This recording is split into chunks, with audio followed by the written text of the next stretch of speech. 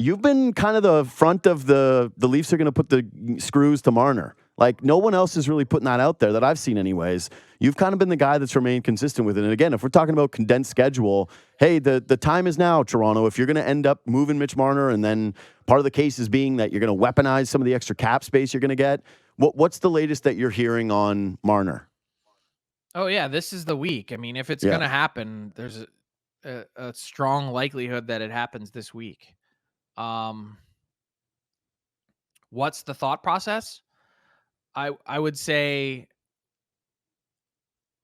the reason, as far as I can handicap it, the reason everyone else has been a lot more quiet or reserved about it isn't because I'm the loudest guy in the room. It's just because they believe that Mitch Marner and the no trade clause trump card that he holds will prevail above all. Yeah. And that they don't think he's going to waver.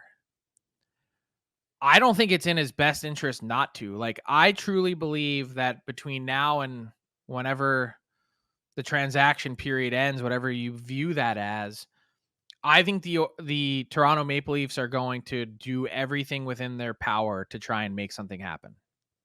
Whether or not he goes for it is a different story, but I think it's the story because if you're sitting there as a Leaf fan and you're saying this team has made the determination that it's time to move on and he's not willing, I don't know how in a contract year that could, this is a guy that can't handle the playoffs. This is one of the most sensitive guys in the league. Maybe ever. In terms of coverage.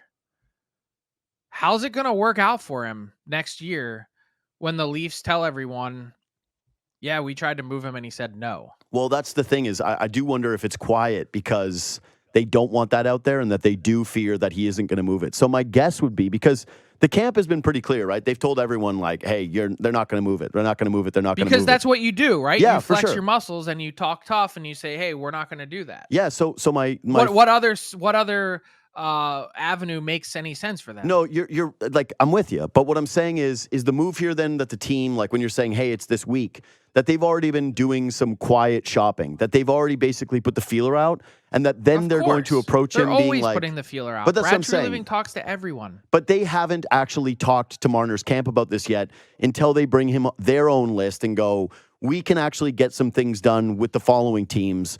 Would you waive to go here? I do not believe that conversation has happened yet, but I believe that as you explain it, that would be the path to try and do it. Right. Because they've been quiet too. As there opposed really to hasn't them been any saying, pressure on him. Tell us which teams you're willing to accept a deal to. Right. They want to have it basically done and go, we've got it. This is the options. It's here or there. And then what's the alternative move for them, though, if they say, no, we don't like any of those spots? Like, do they try to amp it up a little bit more and say something like, they're not going to threaten him with, well, we're leaking this to the media. That's going to be an obvious thing. Things are going to get out there, especially whatever the trade proposals were, and everyone's going to judge them and have their thoughts.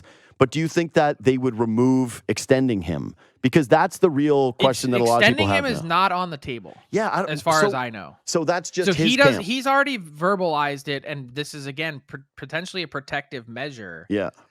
Tell me why this would make sense from his perspective. So he has said, I want to be a Toronto Maple Leaf. He's a hometown kid. He wants to win there. He wants to get it done. Mm-hmm.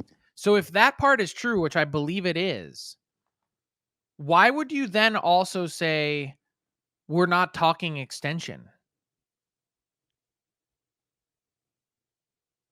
Can you explain that to me? Why the Leafs would say we're not talking extension? No, why he would say that? Because his camp has verbalized that, according to reports. Yeah. That they don't have any interest signing an extension this summer. Yeah, I don't know why they wouldn't want to do that. Help me understand that.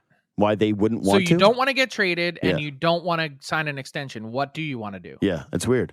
It's very strange.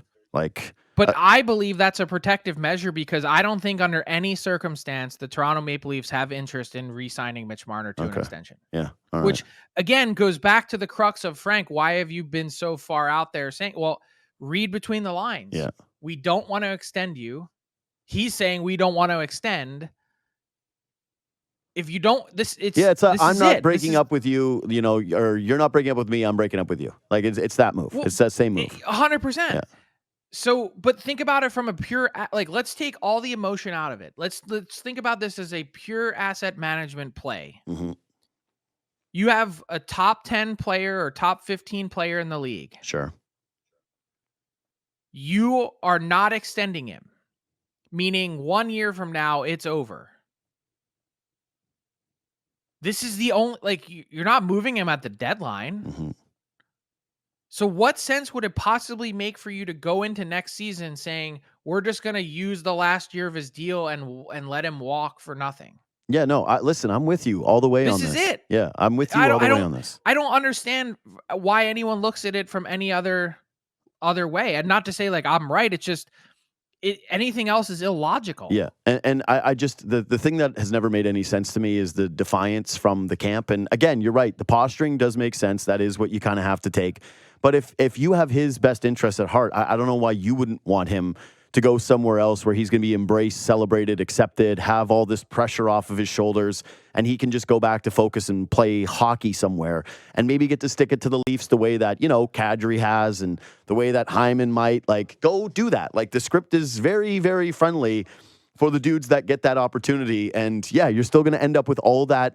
Oh my God. That's how you end up becoming a sympathetic figure. That's how you end up being in the market where people go, oh, we should have kept him. We should have re-signed him. The only thing that's made sense to me whatsoever, if they were going to go down that path, is if Marner decided to take a haircut on the deal, but also agree to not have a no move on the next contract, which would give the Leafs, they go, you get the extra year, we'll give you the big money, but if things do go awry this year, then next summer we can shop you essentially at full value. My thing is like, yeah, and I talked about this with McKee last week, like David Kampf got a modified no move clause with the Leafs. All of these guys have gotten basically their full no moves. There's just no way in hell that he would ever accept a deal like that, right? Even for the extra money, even for the added PR benefit. I'm not sure. Yeah. But I'm with you, though. It's in his best interest if they provided, again, that they come to you and say, we'd like to move on. Or not only that, but we are moving on, whether it's now or next summer. Yeah. You can talk tough because that's what makes sense right now. Yeah. Because you want to make it difficult on them and you want to get to your preferred destination if you have one. Yeah. But to go into an all-important year for future earnings and for your own psyche, I don't know why it would make sense to stay. You can't paint for me one reasonable path. Mm-hmm. Like, I think he's got to get out of the bubble of Toronto. I think he's got to get away from family. I think he's got to start a new path. And wherever that is, all the people that have been filling his head all along, I just think he needs to go and play. And I think he is a talented player and can be successful and can find a way to win somewhere. I just don't think it's going to be in Toronto. Yeah, I agree with you. So everyone's made the Vegas connection. Is there any other team that you're keeping an eye on, or teams that you're keeping an eye on when it comes to them? Sorry, who? It's really, again, it depends on where he wants to play, but you can make really good cases for Nashville. Yeah, you could make a really good case for Utah. Where does he view he has a chance to win? I could see, like, let's play this out with Florida. Mm.